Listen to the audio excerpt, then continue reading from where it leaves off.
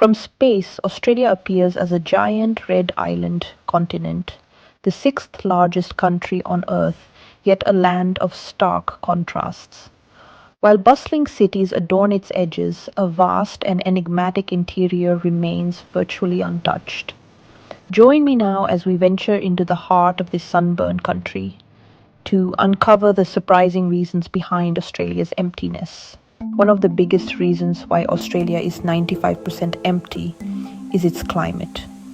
Around 70% of the country is classified as arid or semi-arid, meaning it's too dry for large-scale human settlement.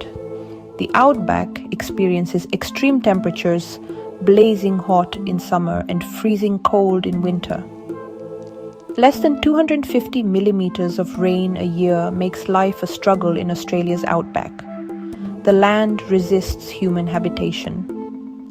Deserts like the Simpson, Great Victoria, and Gibson sprawl across the country. These landscapes are sculpted by nature over millennia. Early settlers clung to the continent's edges near water sources.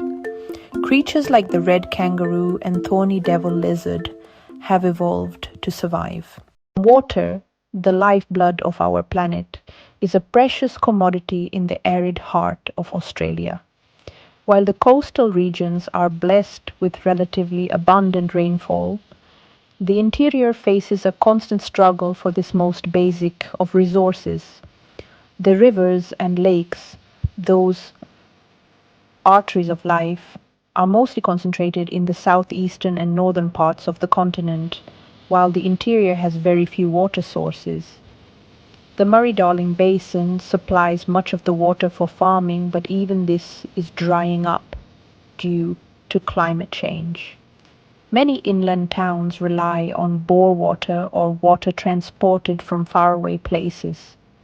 Indigenous communities have adapted to water scarcity for thousands of years, but large-scale modern settlements struggle without steady water supplies, a finite resource that is coming under increasing pressure.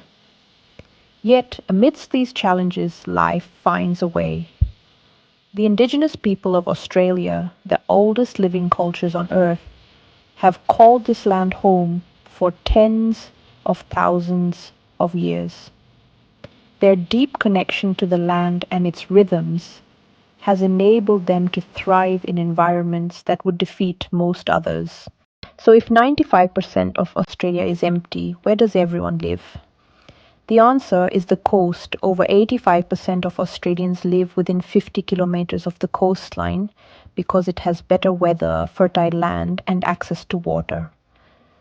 A thin band of human habitation clinging to the edges of a giant continent. The major cities, those bustling hubs of human activity, Sydney, Melbourne, Brisbane, all owe their existence to the bounty of the coast.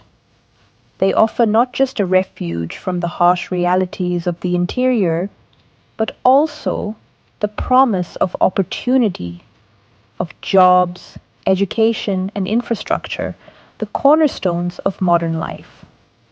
The coast, with its natural harbors, fertile hinterlands, and access to the wider world, offered early settlers a foothold, a place to establish themselves and build a new life.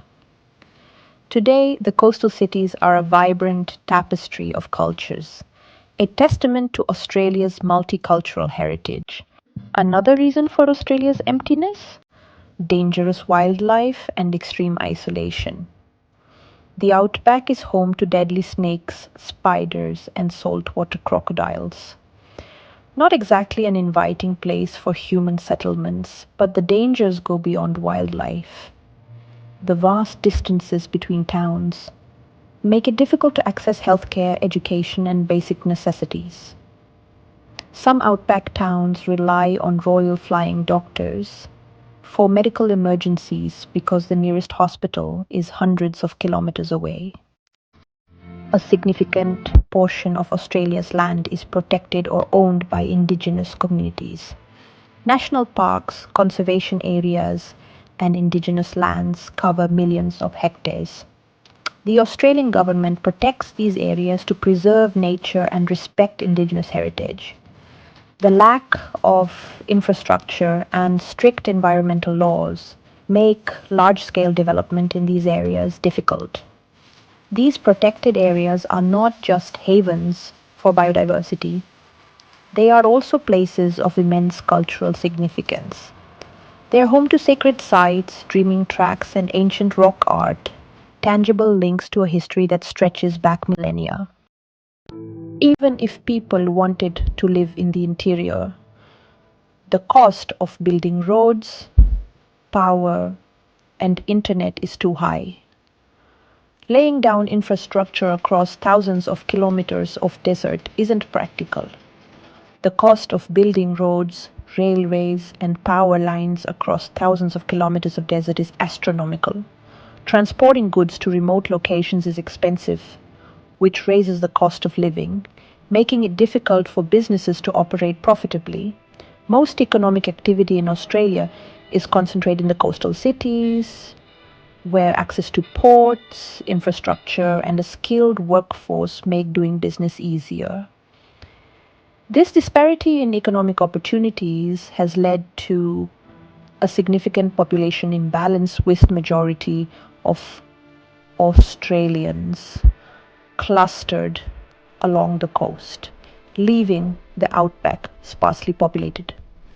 Finding a sustainable model for development, one that balances economic growth with environmental protection and respects the rights of Indigenous communities, is crucial.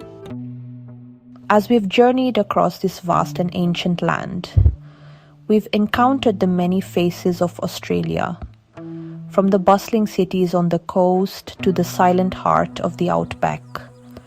We've seen how the forces of nature, history, and human ambition have shaped this country, creating a land of stark contrasts and enduring beauty.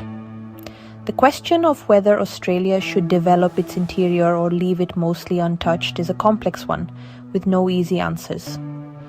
Should we strive to conquer the outback, to bend it to our will, and extract its riches?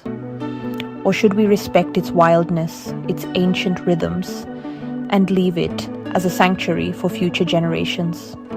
The answer perhaps lies in finding a balance, a way to coexist with this land, to learn from its wisdom, and to protect its fragile ecosystems.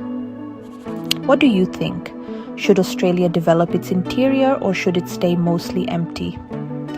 Let us know in the comments, and don't forget to like, share, and subscribe to Rate and Debate.